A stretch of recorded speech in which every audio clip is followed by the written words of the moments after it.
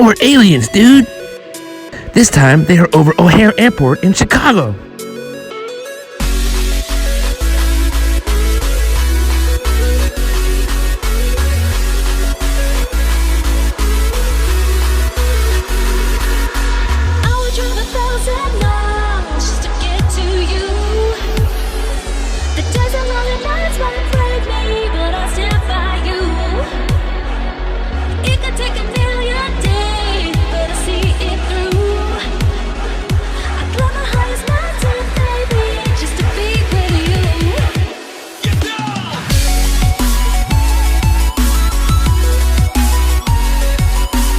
Welcome to Limitless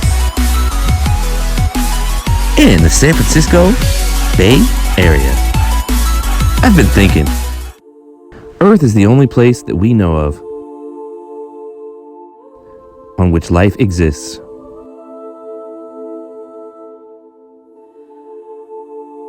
Not just life,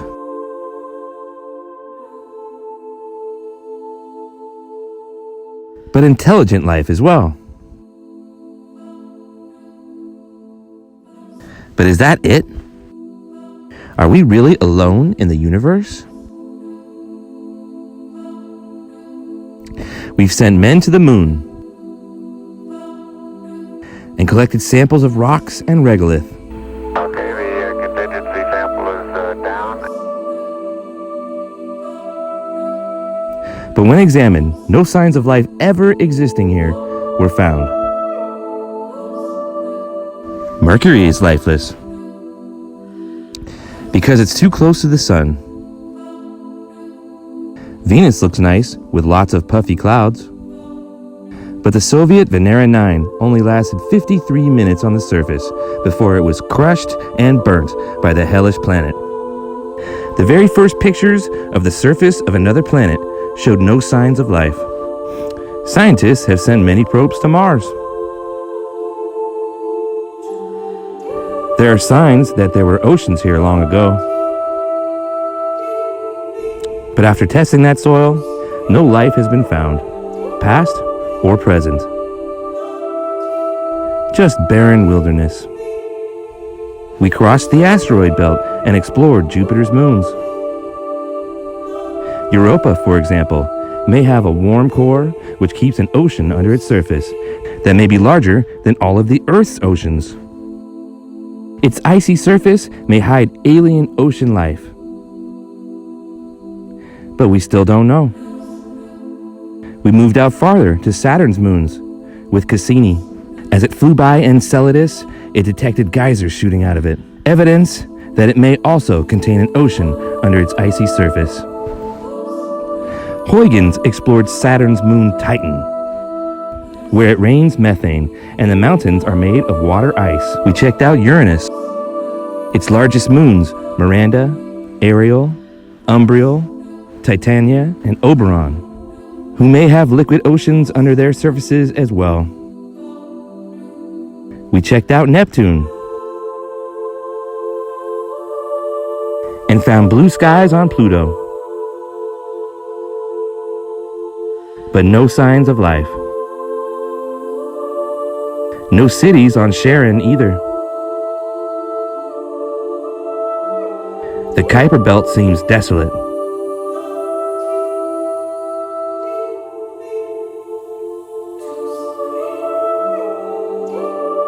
We even landed a probe on a comet. No life there either.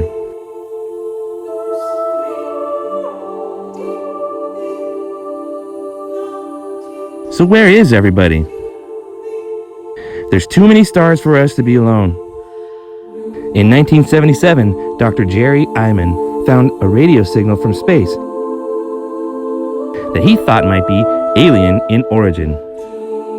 But he could never get it to repeat again. Oh, that's right, I'm flying!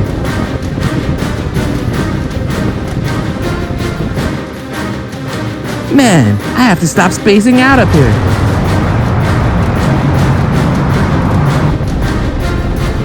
The wind is too strong today.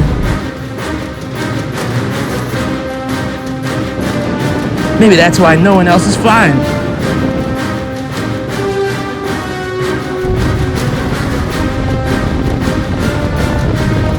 I've got to land quick.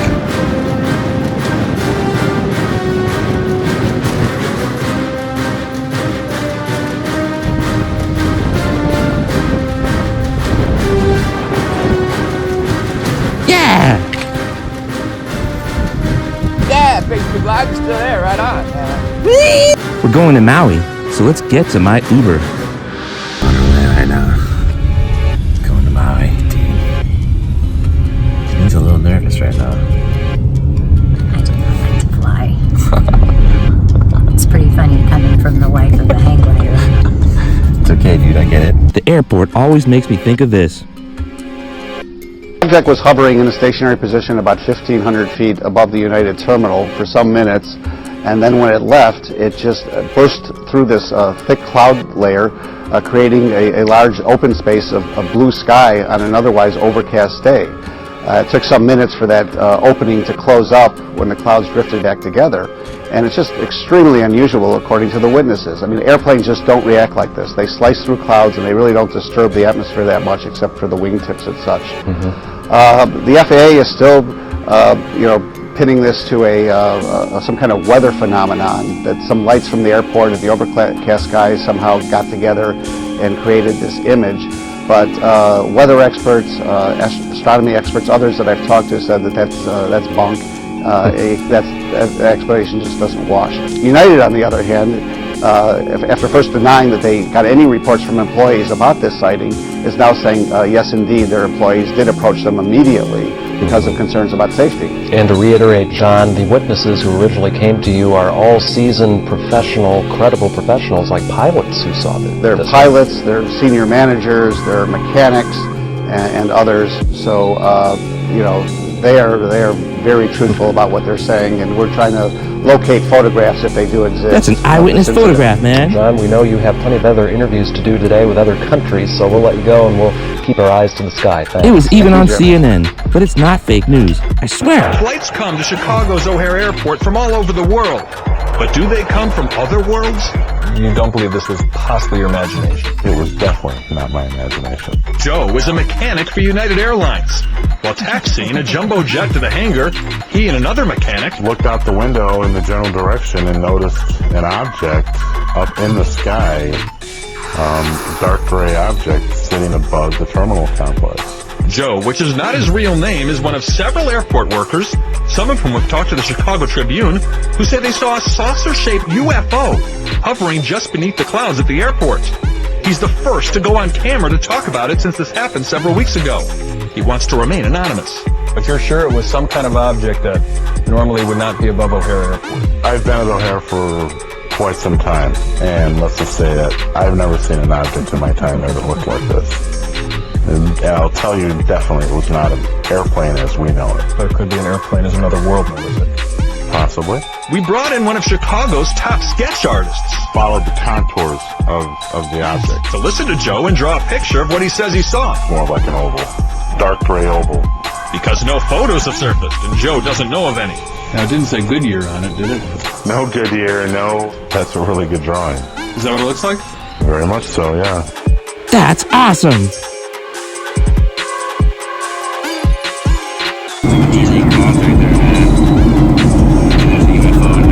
Man, I'm tripping. I saw TikTok. TikTok? You didn't see a TikTok. I did. I saw. You saw a TikTok out there? I saw 5 of them. Oh, right down there. They're coming for you. No way. Yeah, they know you. No. We made it.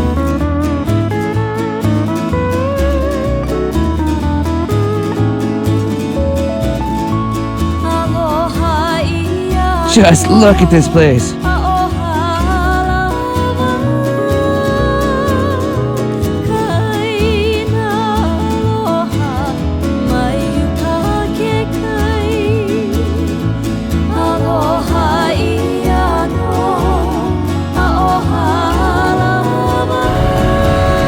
Yeah, Maui.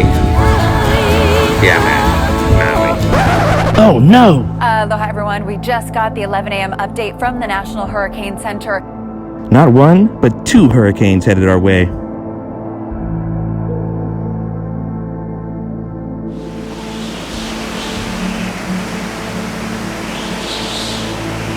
This is what happened last year, right after we left.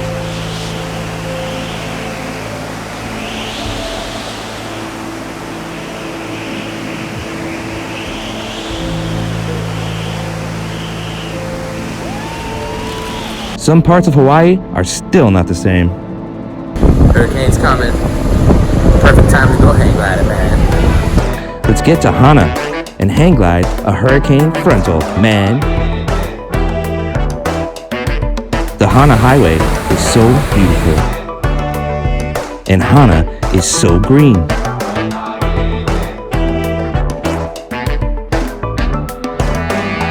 I love Hana Bay. We made it to the Hana Airport, man.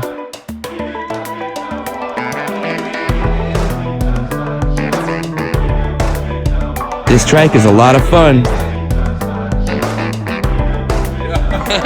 And Armin is hella cool. This is so cool. This is the best strike ever. Time for takeoff.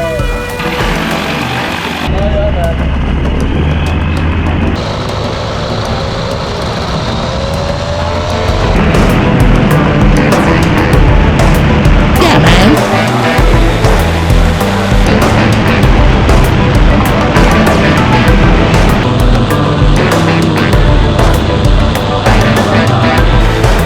This place looks fake.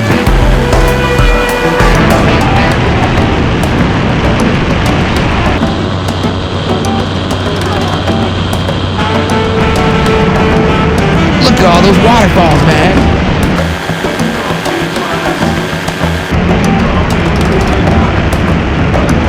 Did I mention waterfalls? Sweet. Man, the clouds are moving in.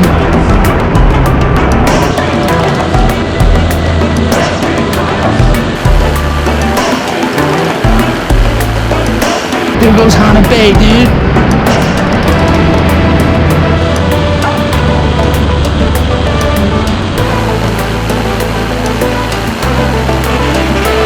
It's definitely time to land, man.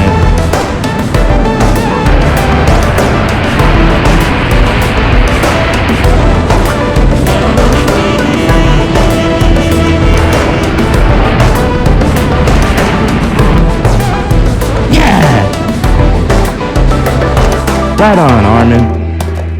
Time to head back to Lahaina. And the latest is that Hurricane Flossie no longer a hurricane. Yeah! It's the same island, dude.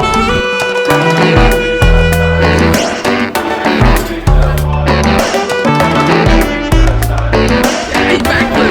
Yeah! What's this? First in Australia, then in Russia, and now in the United States and Canada, get this, are reporting strange sounds coming from outer space. I know it sounds wacky. That's what I thought as well when I heard the story for the first time. And of course, one can't help but immediately think of the famous book about this. Remember? Contact, written by none other than Carl Sagan, and then turned into a Hollywood blockbuster with Jodie Foster.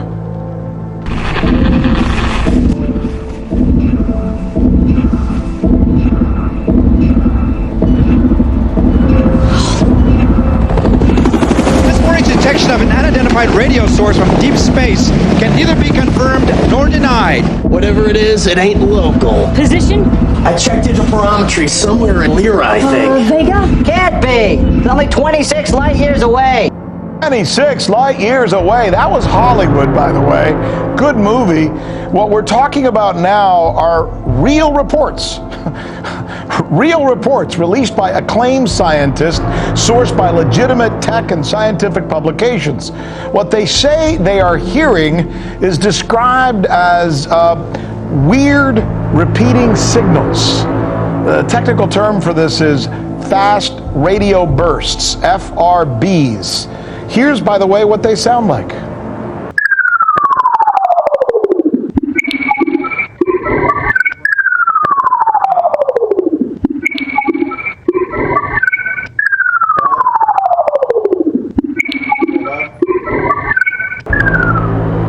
That's a pulsar. which is what an FRB or frequent radio burst sounds like to scientists. They've been picked up before, by the way, but never with such frequency as recently. And most of the FRBs seem to come from sources on the other side of the universe, billions of light years away.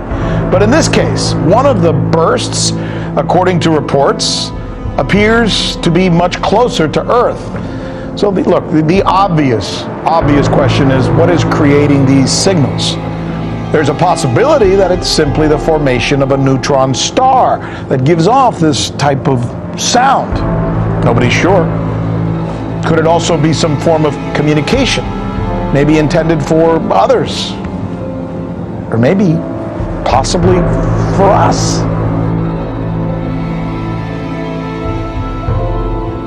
See you later from the populated Milky Way area.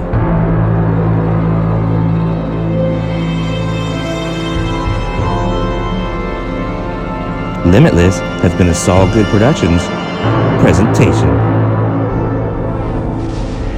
Peace out.